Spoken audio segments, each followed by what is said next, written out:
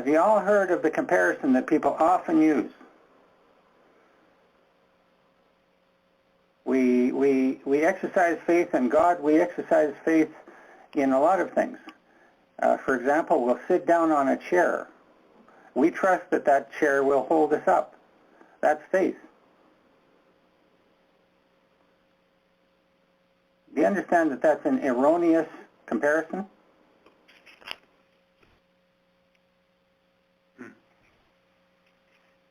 We're not talking the same kind of faith at all.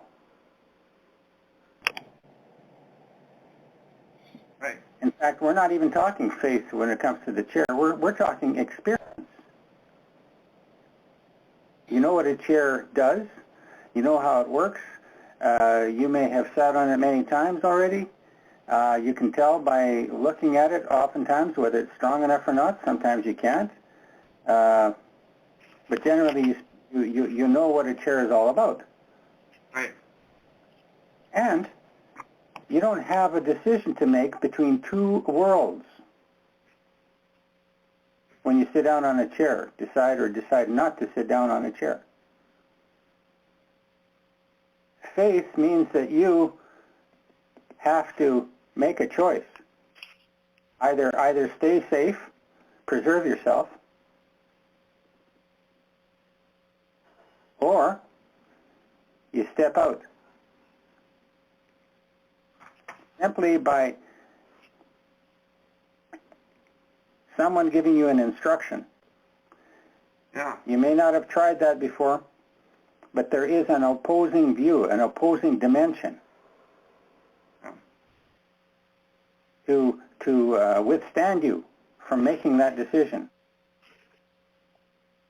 You don't experience that with sitting down on a chair. I'm not going to have consequences if I don't sit on that chair. If I decide to stand or sit somewhere else or whatever, it's not the same thing. You know, you exercise some choice here, but you're not exercising faith.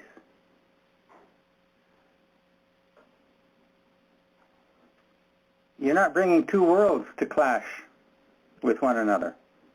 When God commands us, when He speaks, when He gives us something to believe, we have a choice to make, and it's going to have to be a forsaking of what we know or what we believe. We have to let go of that. Sitting on a chair doesn't do that at all. This one fellow is writing us right now, and I think we've published some of this to everybody already, Josh McCollum. Mm-hmm. Right.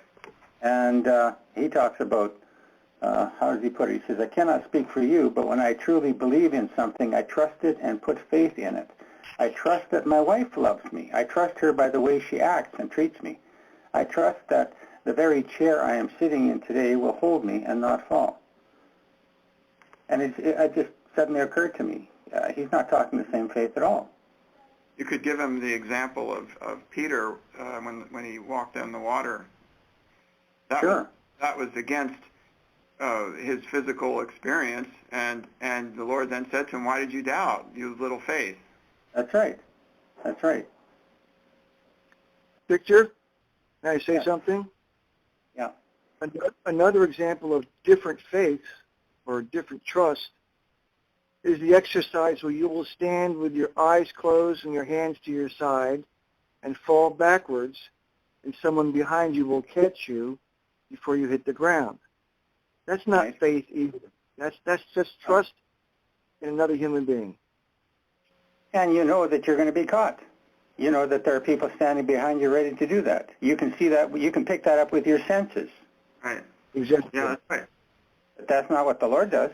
No, you Nope. have to jump off the cliff without a parachute. Yeah, That's right. fall backwards with no one standing back there. Yeah, Amen. that's right. There's a difference right there, Ronnie. Fall back, flat on your back and your head when you know that there's nobody standing there. We'll see how quickly you do that. We'll see how quickly you get slain in the spirit when you've got nobody to catch you.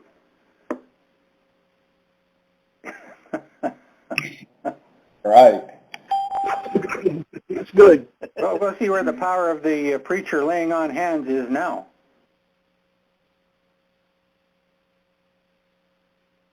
So sitting on a chair isn't the same thing as trusting the Lord at all.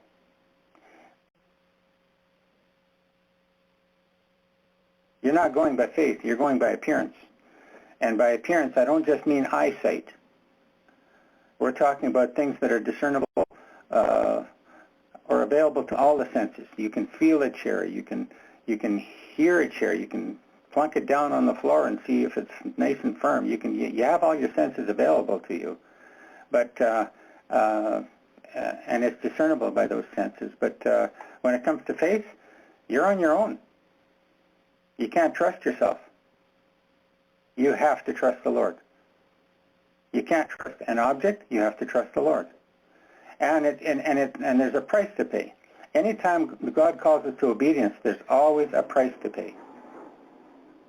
Always. It costs you to believe the Lord.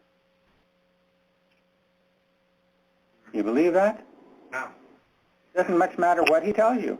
It costs you to believe him. You're going to have to forsake something of yourself or of this world or the devil if you're going to commit yourself to God's requirement, to God's word.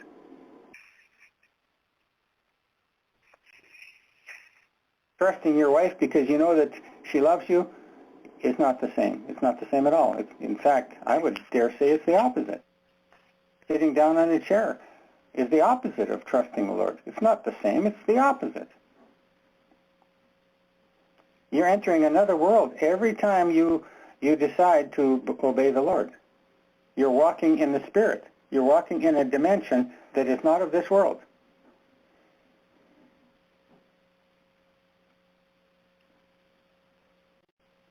Just thought I'd share that with you.